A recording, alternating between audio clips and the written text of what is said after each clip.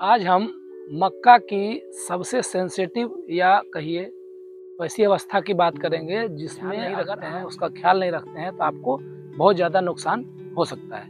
आइए हम जानते हैं कि किस तरह से हम मक्के की उत्पादन को बढ़ा सकते हैं और अपने नुकसान को कम कर सकते हैं। आप देख पा रहे हैं यहाँ जो है मक्के में अभी सिल्किंग होना शुरू हो गया। इसको सिल्क कहते हैं। ये जो आप देख रहे हैं इसी को सिल्क कहते हैं और इसको कहते हैं टसल, और इस स्टेज को कहते हैं टसलिंग स्टेज या सिल्किंग स्टेज कहते हैं। ये मक्का का फीमेल मादा भाग है और ये मक्का का पुरुष भाग है।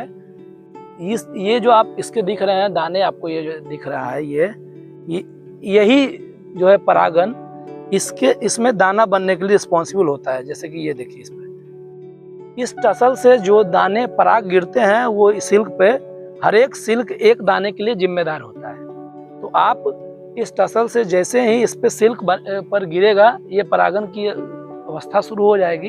तो इस समय में क्या होता है, कभी कभी या तो आंधी आ जाने के कारण या बारिश हो जाने के कारण ये जो इसके टसल के फूल हैं ये फूल जो है झड़ जाते हैं। अगर इस तरह की अवस्था हो, अगर आपका टसलिंग स्टेज बना हुआ हो और फूल जो है झड़ गया हो बारिश के कारण या अंधड़ के कारण, तो आपका क्या होगा, दाना भरने की जो संख्या है वो कम हो जाएंगे, दाने अच्छे से नहीं बनेंगे। उस केस में आप क्या कीजिए, आप जहाँ भी फूल बचा हुआ है या जिस वाले पार्ट में फूल बचा हुआ है उसको आप टसल को तोड़ करके ले आइए और उसको क्या कीजिए सिल्क पे इस तरह से आप सिल्क पे क्या कर सकते हैं, डाल सकते हैं। इस तरह से अगर सिल्क पे डाल दीजिएगा तो क्या हो जाएगा, एक ही टसल से आपको बहुत सारा परागन हो जाएगा। इस तरह से करने से आपका क्या होगा कि जो दाने हैं वो भर जाएंगे, जो भी सिल्क है उसका निषेचन हो गया। इसके पराग जो है विभिन्न तरह के जो आप देख रहे हैं, इसमें क्या करना है आपको अपने हाथ से, इसको कहते हैं हैंड पॉलिनेशन कहते हैं। इस तरह से आपको क्या करना है, अलग अलग पे डाल देना है चीज। और दूसरी चीज, जब टसलिंग स्टेज है तो वो जो है पानी के लिए सेंसिटिव स्टेज होता है। सिंचाई इस अवस्था में बहुत जरूरी होता है। तो आपको जब टसल आने की अवस्था हो जाए उससे पूर्व आपको अपने खेत में नमी बनाए रखना है। अभी खरीफ का मौसम है तो खरीफ के मौसम में बारिश के कारण नमी बनी हुई रहती है, लेकिन आपको ध्यान रखना है कि अपने खेत में नमी बनाए रखना है। और दूसरा, पानी जमने नहीं देना है, क्योंकि मक्का को पानी चाहिए तो, लेकिन कम मात्रा में चाहिए। अगर इसमें वाटर लॉगिंग कंडीशन होगा तो मक्के क्या हो जाएगा, मक्का का जो फूल है वो झड़ जाएगा, दूसरा मक्के का जो फसल है वो खराब हो जाएगा, आपके दाने नहीं बनेंगे।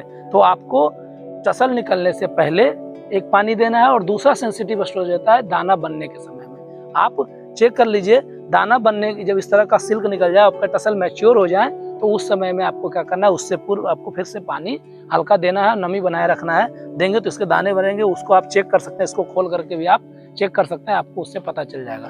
इसमें जितने सिल्क हैं सभी सिल्क जो है एक दाने के लिए जिम्मेदार होते हैं। इसमें कुछ रोग और कीट भी लगते हैं। उसका इस अवस्था में अगर रोग और कीट लगेंगे तो आपको नुकसान दे सकते हैं। तो उससे बचाव के लिए एक फॉल आर्मी वर्म होता है, आप देखते होंगे जहाँ तहाँ क्या होता है, डॉट डॉट जो है आप देख पा रहे हैं, मैं आपको वीडियो में आपको दिख रहा होगा, ये देखिए जहाँ तहाँ डॉट जो है पत्ते पे आ जाते हैं, आपको छेद छेद की तरह आपको पत्ते पे आ जाएंगे, वो फॉल आर्मी वर्म है। और ये लपेटा हुआ रहेगा, इस तरह से वाइट वाइट बन जाएगा, ये देखिए इस तरह से श्रिंक हो जाएगा पत्ते, वो फॉल आर्मी वर्म है। उसके लिए आपको स्पेनोसिड 45% SC करके मार्केट में आता है, उसका 0.3% का जो है घोल बना करके आप इस पे स्प्रे कर दीजिए।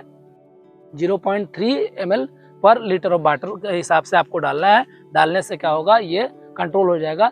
इसके अलावा इसका सबसे बड़ी समस्या होता है स्टेम बोरर की। स्टेम बोरर क्या करता है, इसके पूरे तना छेदक जिसको कहते हैं, इसके तने को ही बर्बाद कर देता है। तना के बीच में होता है और वो तने को क्या करता है, उसको बर्बाद कर देता है। तो स्टेम बोरर के लिए पहले तो क्या करते थे, फोरेट आता था, थाइमेट आता था, उसको लोग क्या करते थे, गाब में डाल देते थे। 2-2, 3-3 दाना क्या होता है, गाब में डाल दिए, उससे क्या होता था, वो ठीक हो जाता था। अभी आपके पास ऑप्शन है कार्टाप हाइड्रोक्लोराइड करके आता है, उसको ला करके आप अपने खेत में क्या कीजिए, छिड़काव कर दीजिए, उसके बाद पटवन कर दीजिए। वैसा कर देने से जो होगा वो आपको जो स्टेम बोरर है उसकी समस्या खत्म हो जाएगी। इसके अलावा डाइमेथोएट करके एक दवाई आता है, उसका प्रयोग भी आप कर सकते हैं, उससे भी ये कंट्रोल हो जाएगा।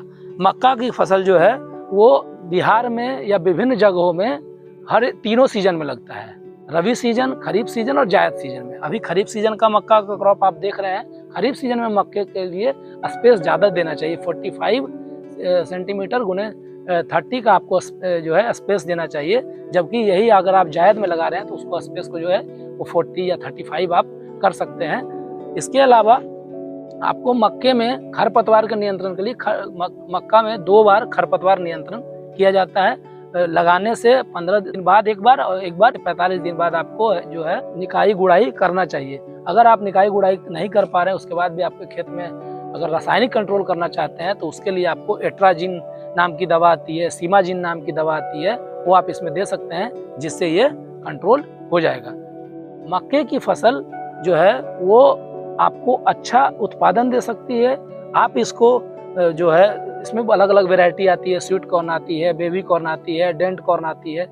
आप क्या लगा रहे हैं, अगर इसको डायरेक्ट खाने के पर्पज से जिसको स्वीट कॉर्न कहते हैं वो लगा रहे हैं तो आप इसकी बाली निकाल करके आप डायरेक्ट मार्केट में बेच सकते हैं। अगर आप आटे के उद्देश्य से आप इसको ला रहे हैं या तो डेंट कॉर्न लगती है।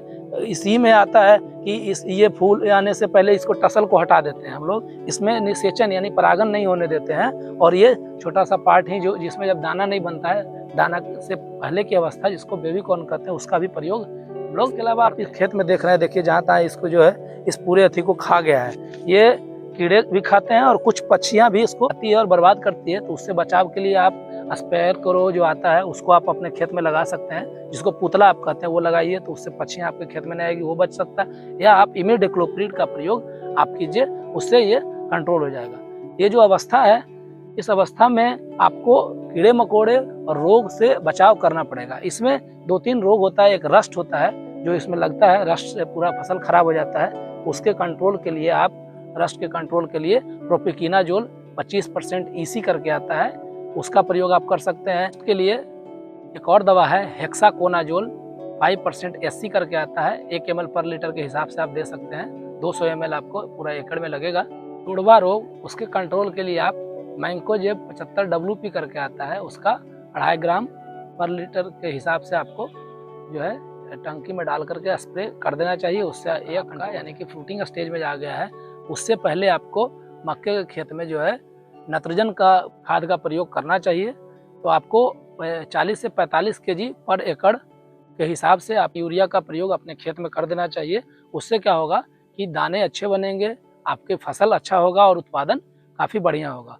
और इस स्टेज में आपको इसके दाने अच्छे बने, पुष्ट बने और ज़्यादा से ज़्यादा दाना बन सके, बाली बड़ा हो सके, उसके लिए आपको बोरेक्स 1% का स्प्रे या बोरिक एसिड 0.2% का स्प्रे आपको अपने खेत में करना चाहिए। इसका उत्पादन आप बढ़ाना चाहते हैं, उसमें रोग प्रतिरोधी क्षमता डेवलप करना चाहते हैं ताकि आपका जो फसल है वो रोग मुक्त रहे, तो उसके लिए आपको जो है पोटास का स्प्रे जरूर कीजिए। पोटास का स्प्रे आपको करने से आप मिक्सचर भी कर सकते हैं, 13045 या विभिन्न तरह के मिक्सचर में आ रहा है, आप पोटास का स्प्रे कर दीजिए।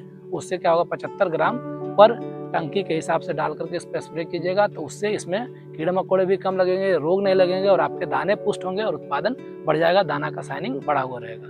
तो कहने का मतलब ये हुआ कि मक्का की फसल में ज़्यादा उत्पादन लेने के लिए किसान भाई आपको समय समय पर विभिन्न तरह की चीज़ें, जैसे आपका सिंचाई की व्यवस्था तरीके से करनी चाहिए, खरपतवार नियंत्रण करना चाहिए, पोषक तत्व या न्यूट्रिशन का जो है उसका ख्याल रखना चाहिए, स्वतः निषेचन या परागन करा देना चाहिए, जिससे उत्पादन आपका नहीं घटेगा। सही प्रबंधन और सही तरीके से देखभाल के द्वारा मक्के में 5 से 8 क्विंटल पर एकड़ तक इसका उत्पादन को बढ़ाया जा सकता है। उससे 10 से 15 हज़ार अतिरिक्त लाभ लिया जा सकता है। बाली बनने, दाना बनने, टसल बनने की अवस्था पर देखभाल करके किसान भाई जो है ज़्यादा से ज़्यादा आमदनी ले सकते हैं। इस बात का किसान भाई को ध्यान रखना चाहिए कि आपको कोई भी पोषक तत्व या किसी चीज़ का आप स्प्रे कर रहे हैं तो सुबह या शाम में करें। साथ ही साथ मक्के की फसल जो है पानी के लिए सेंसिटिव माना जाए तो वाटर लॉगिंग कंडीशन से बचाएं और इसका अगर सही तरीके से देखभाल करें, समय से सभी चीज़ों का मैनेजमेंट किया जाए तो आपको ज़्यादा से ज़्यादा आमदनी मिल सकता है। अगर आपने अभी तक मेरे चैनल एग्रो मास्टर SKD को आपने अभी तक सब्सक्राइब नहीं किया है तो आप सब्सक्राइब कर लीजिए, ताकि इस तरह की जानकारी आपको समय समय से उपलब्ध करा सके। वीडियो को लाइक करना नहीं भूलिए, कमेंट जरूर कीजिए और अपने दोस्तों रिश्तेदारों से शेयर जरूर कीजिए और हमारा समर्थन कीजिए, ताकि आपको इसी तरह से अच्छे वीडियो हम आपको समय से ला करके देते रहें। तब तक के लिए जय हिंद, जय भारत, जय किसान।